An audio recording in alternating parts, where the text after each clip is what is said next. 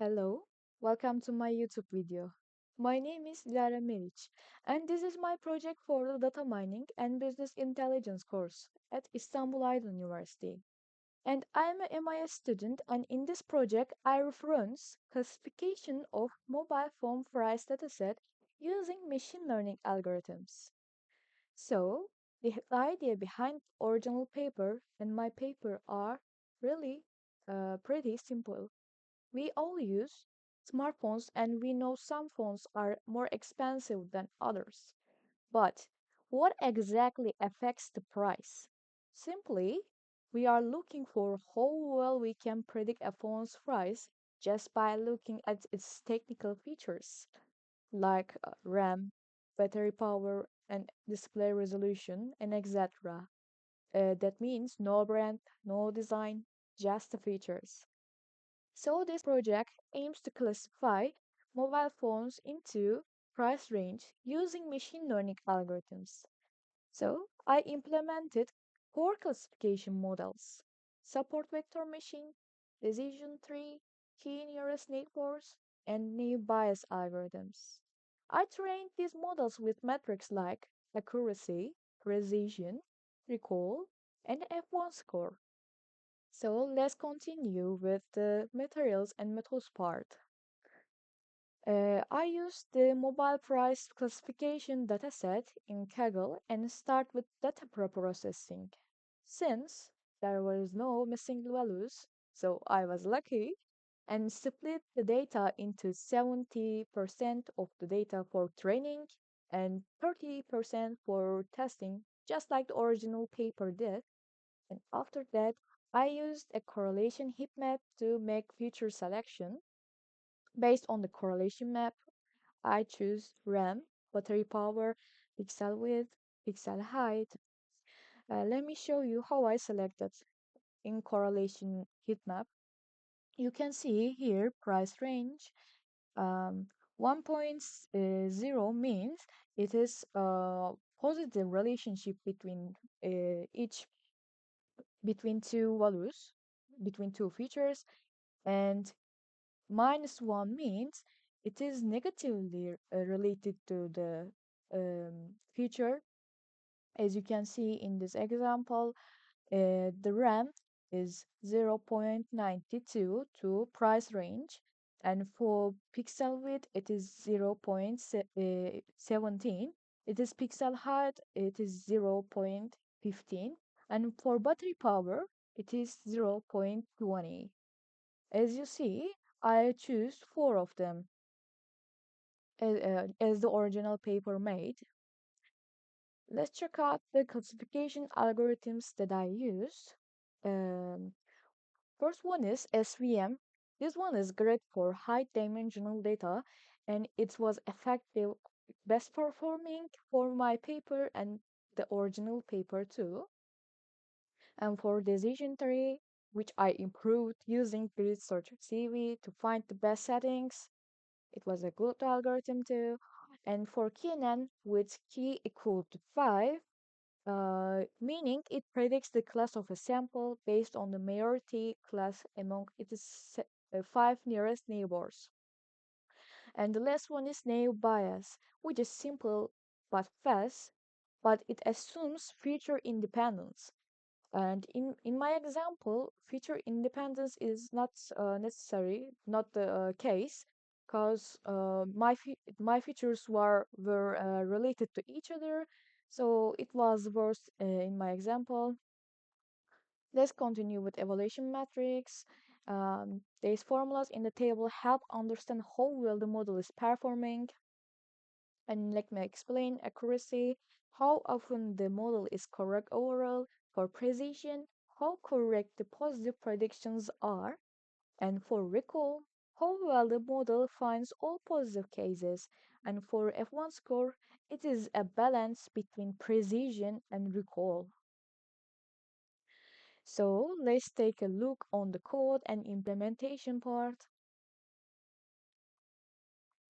First of all, I imported the necessary libraries in here. And after that, I load the dataset from my drive. And then I implemented the correlation heat map to see the correlation between each feature. The colors are cold, warm, and after that, I then split the data into training and test data. As I said, this 70 to 30%. And after splitting the data, I define a function. Function trains machine learning algorithm, makes predictions on test data, evaluate their performance like accuracy, precision, recall, and draw the coefficient matrices for each algorithm, and finally return the results in a table. So the four classifier are here. SVM is using the default parameters, and decision tree is here. I used the grid search CV, so I could find the best combination of parameters for the decision tree model. It makes, instead of manually guessing which settings would work best, GridStore CV tries all possible combinations that I provide and then selects the one that gives the best performance based on a scoring metric. So metric I used is F1 score. Here is Kenan with n equal to 5 and naive bias using the Gaussian NBA model, and then all of them gives the result. And after that, I defined a confusion matrix here.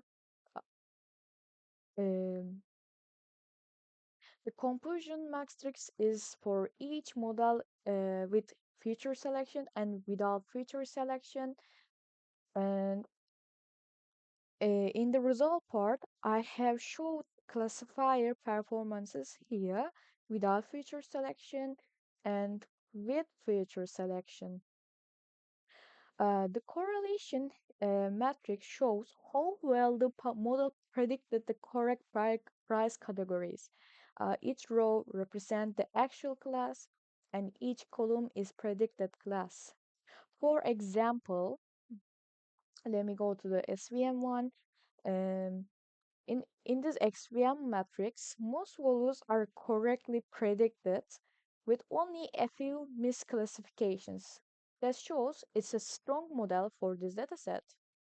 And in the table, we can see that SVM has the highest score in here, like 95%. And Canon also performed well with 91%. And after that, it comes to decision tree. But let me show you something. Decision tree is 82 in here without feature selection, and after feature selection, it is incremented to 87%. So that means feature selection is important for the performance. It also increased the result for each model too.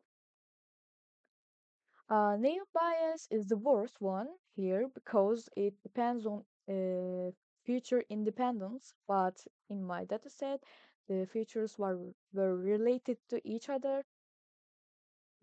So let's continue the discussion part. So, what does all these results mean? Let's talk about that. First of all, SVM is clearly the best algorithm for this dataset with both feature selection and without feature selection, just like the original paper. And feature selection was very helpful. It improved the decision tree like 82 to 87%, and it is also helpful for all of the algorithms that I used. But naive bias didn't work so well because it assumes that all features are independent, which isn't really true in the dataset because the features are related to each other. So let's compare our parts or paper with the original paper. Their SVM model had 95.5% accuracy, but mine was 95.6. It is quite close, but mine is better. It is the same for decision tree too. Mine is better. It is still close, but in Canon and naive bias, mine was a little bit lower, but still quite close. So I can totally say that my results were very close to the paper. This means I implemented well on that paper. And for the conclusion part, this project successfully implemented four classification algorithms to predict mobile phone price range, just like the original paper did. And best performance was achieved using support vector machine algorithm. Also, feature selection was very useful for algorithms, especially for decision tree model. Sum up, this project taught me a lot about how to apply machine learning in real life problems and how to improve decision making in such problems like price range. Of course, we are using telephones, mobile phones too, and the references and links in here in the end of my paper. There is or the original paper and the Kaggle dataset and my YouTube video. A link will be here after I upload the video. And my last words are for this video is I sincerely thank my professor and the authors of the original paper for their valuable work and inspiration to me. Thank you for listening to me.